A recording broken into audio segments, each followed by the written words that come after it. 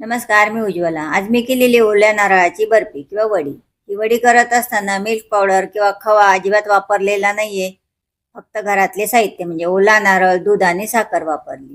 तरी ही वडी चवीला खूप छान आणि मस्त अगदी तोंडात जाताच विरघळते अशी खुसखुशीत झालेली आहे. करायला अतिशय सोपी आहे, कारण पाक करण्याचं अजिबात टेन्शन नाही आणि विशेष म्हणजे महिनाभर आरामशीर टिकते. मी 2 नारळ फोडले होते. त्यातलं जे ओलं खोबरं आहे ते काढून त्याची जी बॅक साईड आहे किंवा काळी पाट म्हणून ती काढून घेतली आणि त्याचे काप तयार केले. हे काप मी मिक्सरमध्ये घालून बारीक करून घेते. बारीक केल्यानंतर मी वाट्यांमध्ये भरले. तो जो बारीक केलेला किस आहे तो 2 वाट्या भरला. आता जे ओलं खोबरं आहे बारीक केलेलं ते मी कढईमध्ये काढून घेते आणि घरातली जी वाटी त्या वाटीने मोजून घ्यायचं, कारण ह्याच वाटीने आपल्याला दूध आणि साखर मोजायची आहे. आता ज्या वाटीने ओलं खोबरं मोजलं त्याच वाटीने 1 वाटी दूध घेतलं. यामध्ये साय वगैरे असेल तुमच्याकडे तर नक्की मिक्स करू शकता. माझ्याकडे नव्हती म्हणून मी फक्त दूध घेतलं आणि 1.5 वाटी साखर घेतली. आता तुम्ही खूप गोड खाणारे असाल किंवा जसे गोड खाता त्यानुसार ही साखर जी आहे 2-3 चमचे कमी जास्त करू शकता. आता हे सर्व साहित्य एकदा मिक्स करून घेते आणि त्यानंतर याला गॅसवर ठेवून फक्त हलवायचंय, बाकी काहीच नाही. आता मी गॅस फुल चालू केलेला आहे. साखर जी आहे वितळेपर्यंत गॅस फुलच ठेवायचा, कारण मोठा गॅस असला तर पटकन ही साखर वितळायला मदत होते.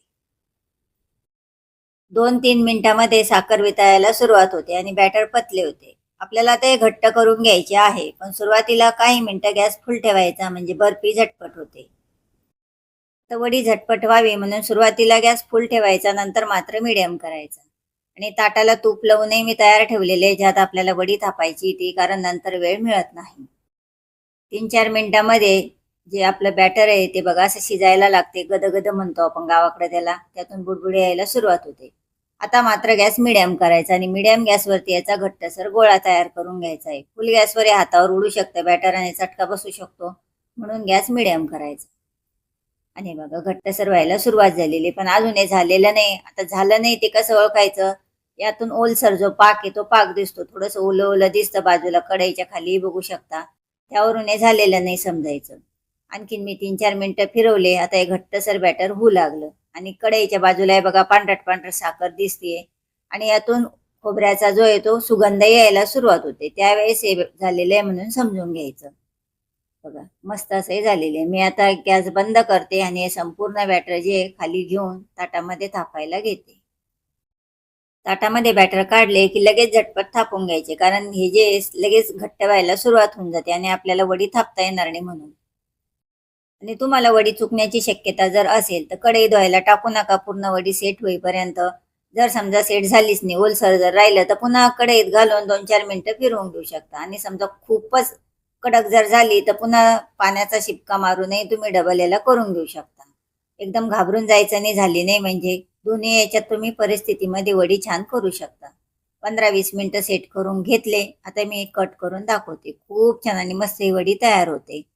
तोंडात टाकताच विरघळते. चवीला तर छान आहे आणि विशेष म्हणजे यामध्ये महागडा आपण खवा किंवा मिल्क पावडर वगैरे वापरलेलं नाही. त्यामुळे तुम्ही घरी एक वेळा नक्की ट्राय करून बघू शकता. रक्षाबंधनला करा, नारळी पौर्णिमाला करा किंवा अशी खाण्यासाठी करू शकता. रेसिपी कशी वाटली आहे नक्की कमेंटमध्ये सांगा. आवडली तर लाईक, शेअर, कमेंट आणि प्लीज सबस्क्राईब करून बेल आयकॉनवर प्रेस करायलाही विसरू नका.